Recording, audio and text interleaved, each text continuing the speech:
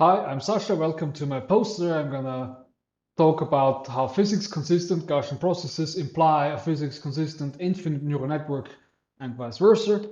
The salient relationships are here. Most importantly, we have a differential operator O describing our physics. So this could be a Nabla operator in the case of a divergence, or it could be Nabla operator squared in case of a Laplace or Poisson type equation. This describes our differential equation of the physics.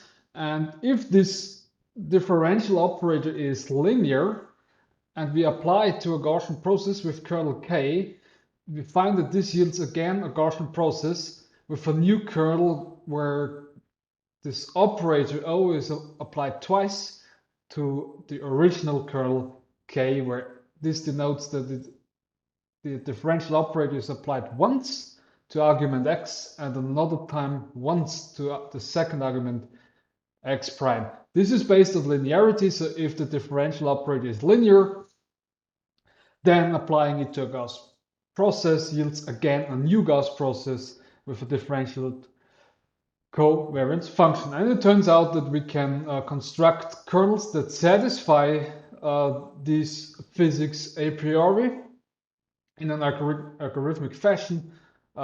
Please see the excellent literature here. The second notion that we need is that infinite neural networks behave like Gaussian processes. So if you make a neural network very wide, it behaves like a Gaussian process or converges towards a Gaussian process. This is what I term the infinite with correspondence.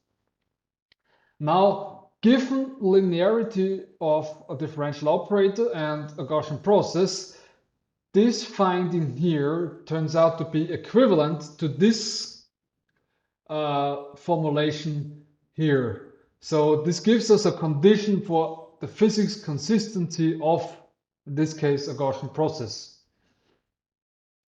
Now, the Gaussian process left is equivalent to an infinite neural network if this condition for equivalence is fulfilled.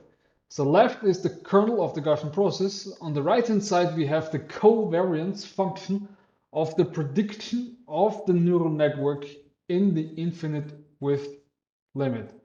So if covariance of infinite network is the same as Gaussian process kernel, then we have one.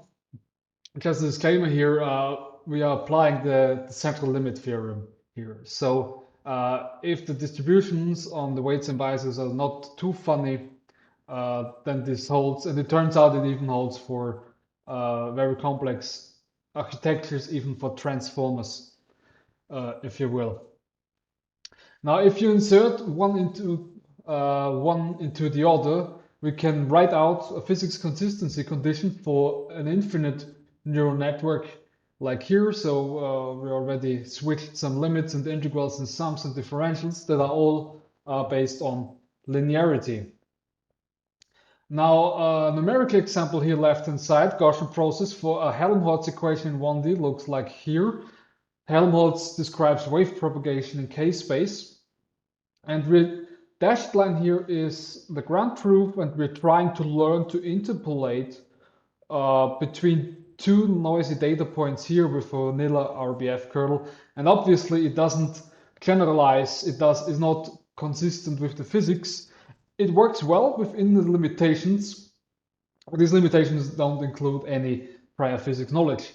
On the right-hand side, we do the same with what I call the Helmholtz kernel. So the Helmholtz kernel looks like this, and this kernel defines a GP that fulfills the Helmholtz equation a priori before training.